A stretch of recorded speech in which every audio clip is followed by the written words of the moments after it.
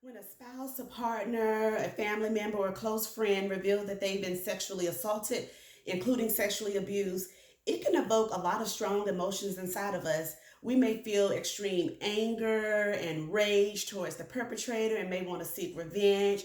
We may be desperate for things to return back to normal. It can cause us to feel impatient with our loved one because they've changed, or we may not know what to say or what to do.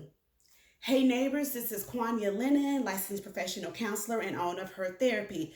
Thank you so much for dropping by. So, how do we offer support to survivors of sexual assault? Well, the first thing we want to keep in mind is that we should always believe them. It is not up to us to be the judge, the jury, or the investigator of the facts. They shared this private and painful information because they trust us and they believe in us. So we want to return the sentiment and believe victims when they say they've been sexually assaulted. The next thing you want to do is to be patient. Know that after any type of sexual assault, including a molestation, no matter when it happened, it could have been 20 years ago, it could have been 20 hours ago. Doesn't matter, but it does change as a person who they are forever. And as they're going through the process of healing or just trying to process all of the different emotions, um, it's important that you are patient with your loved one. You can support them by validating their feelings, letting them know that the fear that you're experiencing, the anger, the rage, the sadness, the hopelessness, those are all normal. And let them know that it's okay for you to feel that way. Validate their feelings. You also want to be there by offering shelter. A person, especially your loved one, they may not feel safe being alone and they may want to crash at your place for a few days or for a few weeks. Or maybe you going over there will help them to feel safe and spending a few nights with them if you don't live together already. And so that's another way that you can be there for a loved one after they've been sexually assaulted. You can also show support by offering to do and to run errands, to assist with household chores or other tasks that they may not have the emotional or the physical energy to do.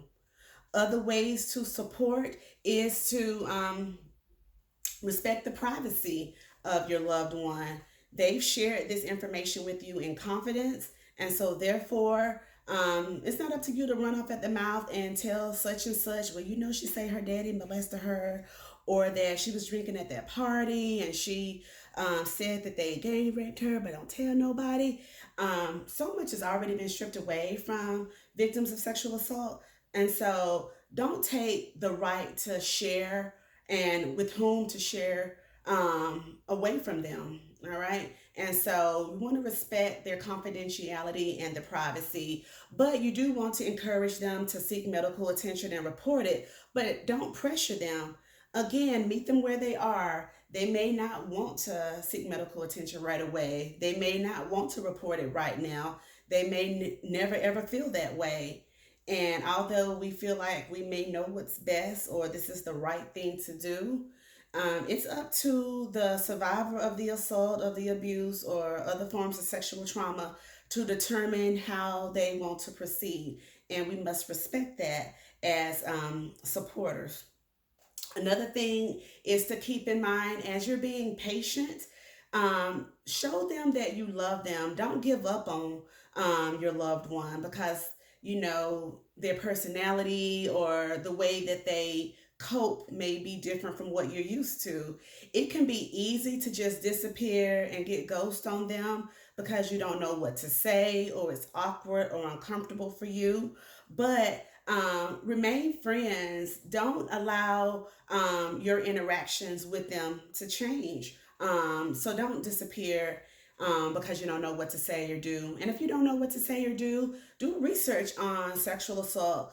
Learn ways that you can communicate with them. Look up how it impacts survivors so that when unusual or what appears to be unusual behaviors and emotions start to come up, you'll be familiar with it. You'll say, oh, well, this is common for sexual assault survivors. And so you want to educate yourself, but also in the process, You want to make sure that you're taking care of yourself because it can take a toll on your relationship. It can take a toll on you emotionally. So, engaging in self care is going to be so important as you're supporting your family member or your loved one. All right, so I hope that these tips on how to support survivors of survivors of sexual assault were helpful for you. If you have questions about it, feel free to reach out to me via email. You can go to my website, hertherapyonline.com, or hit me up on my social medias, and I'll be very happy to answer any questions that you have. Thank you so much for dropping by. I hope to see you again soon. Bye.